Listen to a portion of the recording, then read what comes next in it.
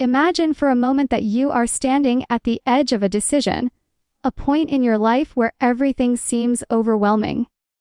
The pressure is heavy, the voices around you are loud, and deep inside, your heart is trembling with uncertainty. This is the runaway moment. Just like a bride who suddenly realizes that walking down the aisle is not just about flowers, music, and smiles, but about a lifetime of choices, responsibilities, and fears. Every single one of us has experienced that deep urge to run. It may not have been from a wedding hall, but perhaps from a career decision, a relationship that was crumbling, a financial burden that felt impossible to carry, or even from ourselves. Running away is not just a physical act. It is an emotional state of escape, a desire to break free from what feels unbearable. And the truth is, every human being has faced that inner scream that says, "I can't do this anymore." Think about the runaway bride. She doesn't leave because she hates love, or because she despises the idea of commitment. She runs because the weight of the moment collides with the weight of her fears. The fear of not being enough, the fear of failure, the fear of judgment, and the fear of living a life that does not truly belong to her. That moment of running is not just hers, it is universal. It is the mirror of what we all go through when life demands more than what we think we can give. It is when the heart beats faster, the palms sweat, and the voice in your head whispers that the easiest path is to turn away, to hide, to escape before it's too late. How many times have you looked at an opportunity and, instead of stepping into it, you backed away because you feared the unknown? How many times have you silenced your own desires because you were terrified of being judged? How many times did you sabotage your own happiness because deep down, you believed you didn't deserve it? That is the runaway moment. It is the invisible aisle we all walk down, and it is the choice to keep going or to run.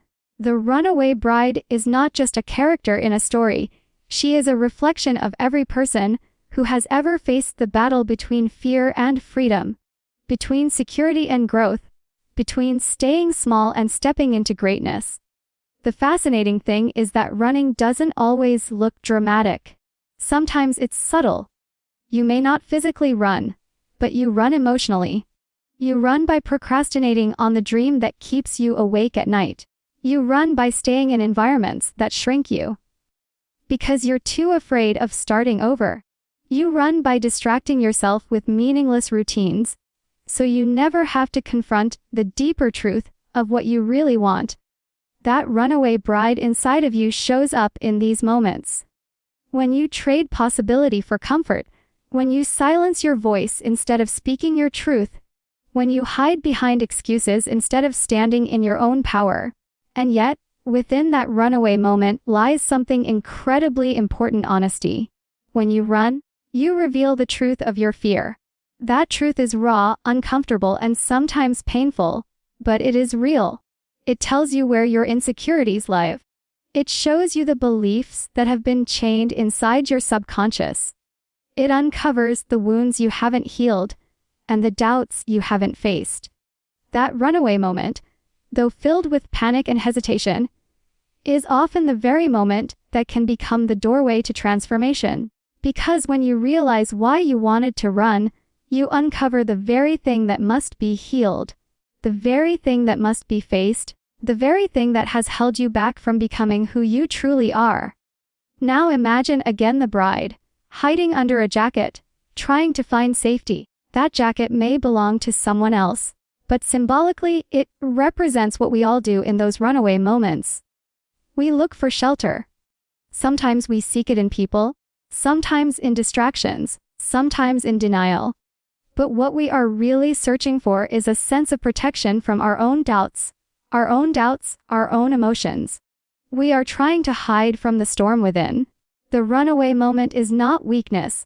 It is the cry of a soul that feels cornered. And the reason this is so powerful is that every person can relate to it. Every one of us has run in our own way, because fear is universal.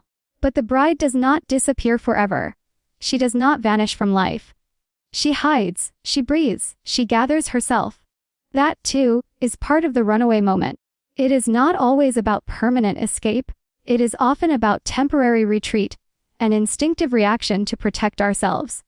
And while it may seem like failure, it is also evidence that deep within, we are searching for something greater. We do not run because we hate life. We run because we want more from life, but do not yet believe we can claim it. That hesitation, that fear, that runaway moment is proof of potential unexpressed. It is proof of a dream too big for our current self-image. It is proof that somewhere inside, a higher version of us is calling, but we are not yet ready to answer. The runaway moment lives in all of us. It is there in the entrepreneur who almost launches but pulls back at the last minute. It is there in the artist who paints but never shows their work. It is there in the lover who holds back words of affection because they fear rejection. It is there in the leader who doubts their worthiness before stepping on stage. It is the common thread of humanity. The silent, trembling urge to escape when life demands courage we do not yet know we possess.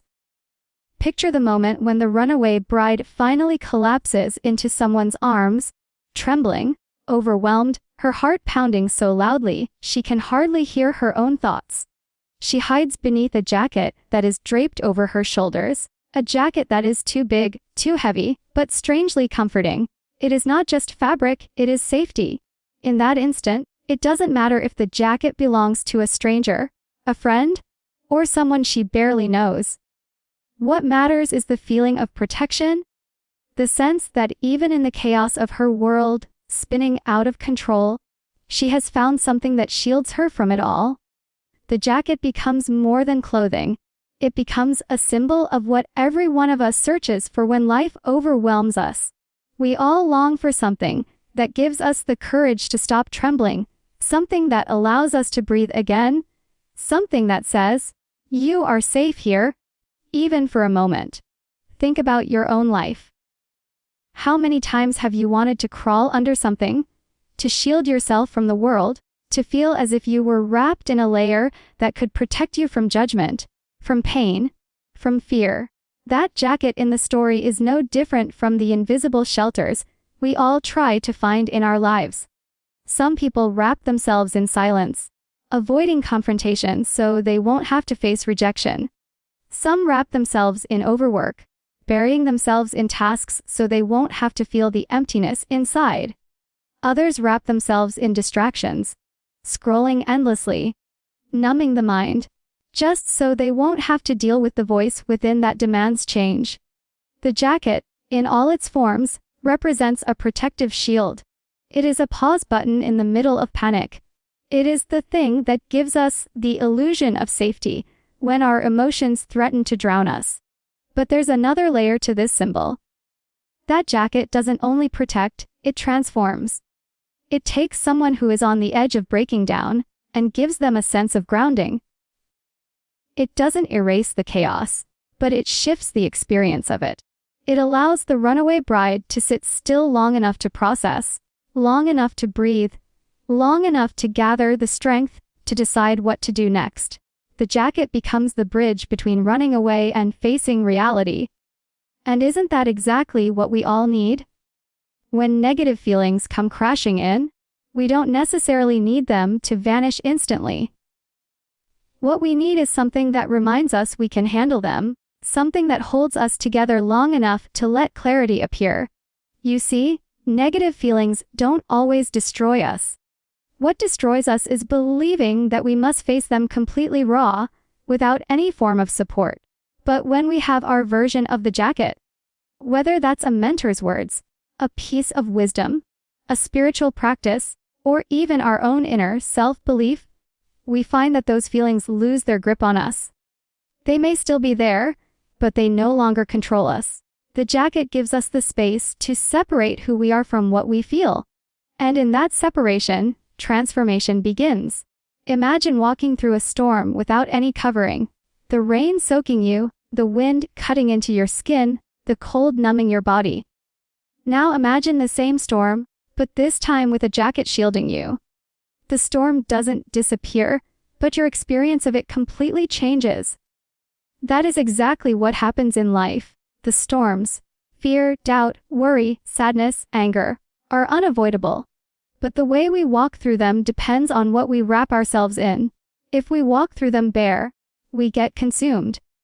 If we walk through them with the right jacket, we discover strength we didn't know we had.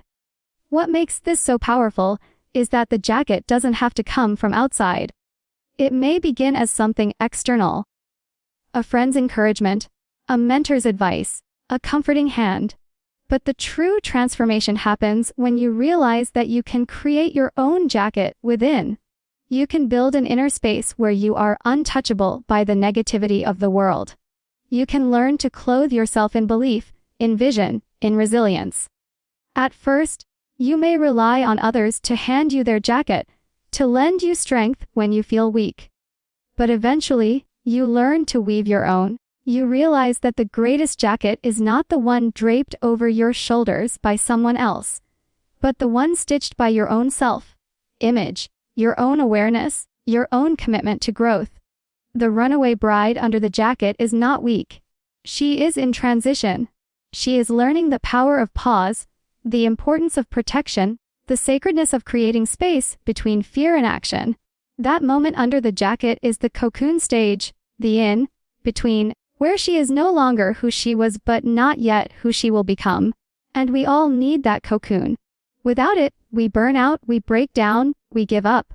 With it, we gather the energy, the courage, the wisdom to emerge stronger. The jacket teaches us that there is nothing wrong with seeking shelter. Nothing wrong with giving ourselves permission to retreat for a moment. What matters is what we do with that shelter, how we use it to rise again.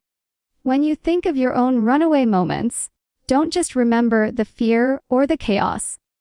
Remember also the jackets that appeared in your life. The moments where something or someone gave you protection, when you thought you had none. The times when you felt like hiding, but that hiding became healing. The times when you thought you were collapsing, but the very act of finding shelter allowed you to stand taller later. The jacket is not a weakness. It is the beginning of transformation. It is the bridge from fear to courage, from chaos to clarity, from escape to empowerment. There comes a moment in every person's life when negative feelings rise like a tide that cannot be held back. They creep in quietly at first, like shadows at dusk, and before long they grow into storms that shake the very core of our being. Fear, doubt, anger, jealousy, sadness, anxiety.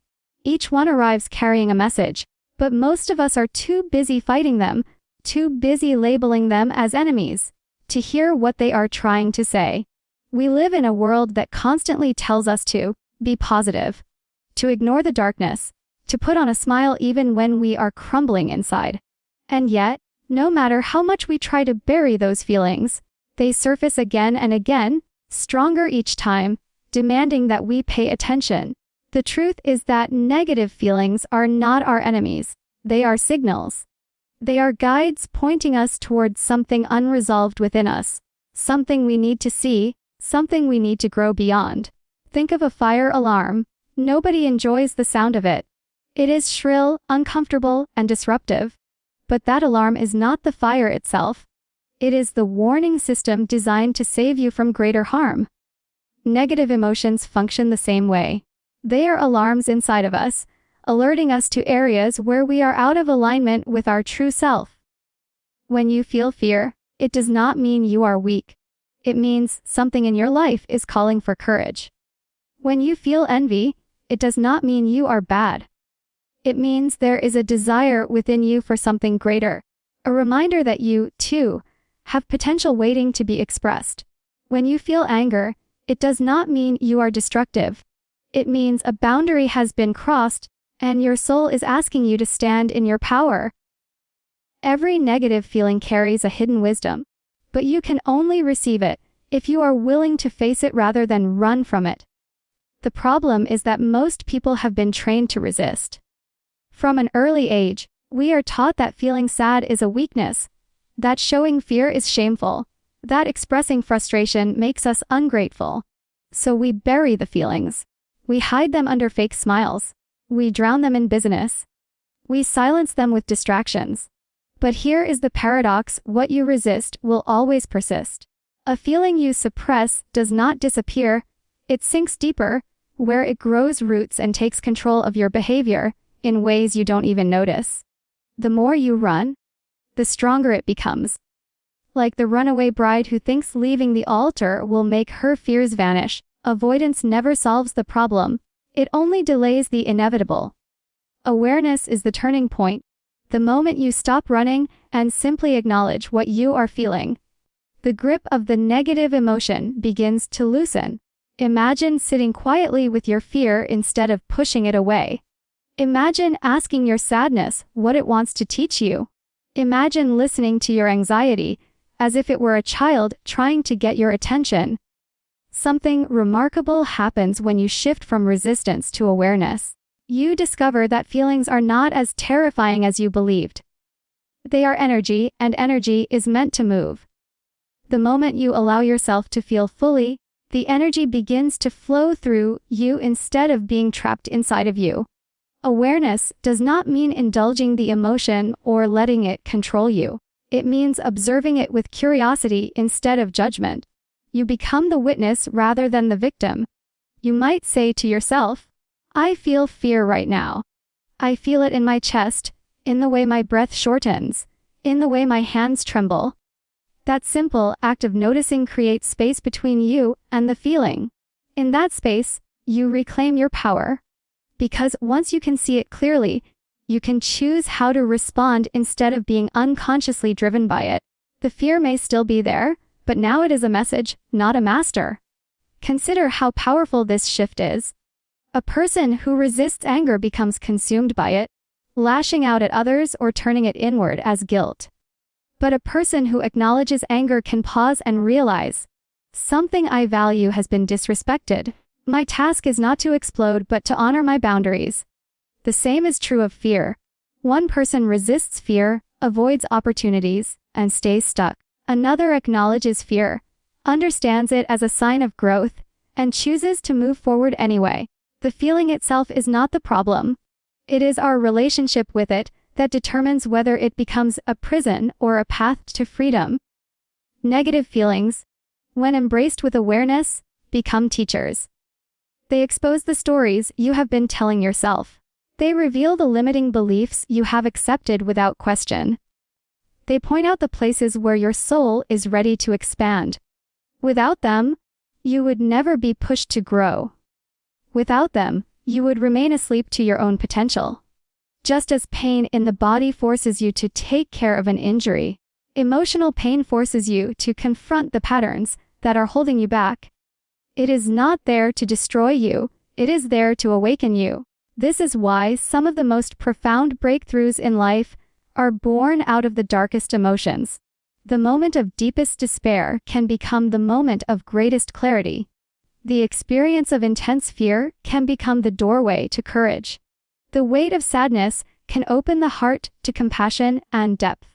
But only if you allow yourself to face those feelings, to see them for what they are, to meet them with awareness instead of resistance. There comes a point when running away no longer feels like relief, but begins to feel like a cycle, a loop that keeps repeating itself. Every time fear rises, every time doubt creeps in, every time circumstances become heavier than expected, the instinct to escape takes over. At first, it seems like the easier option. Avoiding the challenge, withdrawing from the conflict, silencing your voice when you want to speak, walking away when things get uncomfortable. But over time, the pattern reveals itself. You realize that running never truly solves the problem. The fear remains. The doubt grows. The unhealed part of you follows wherever you go. You can change the environment, but unless you transform within, the same emotions return again and again. Choosing escape is like pressing pause on a song. You may stop it for a while, but when you hit play again, the same melody continues. And this is why the deeper truth is that growth, not escape, is the path that leads to freedom. Growth requires something far greater than running.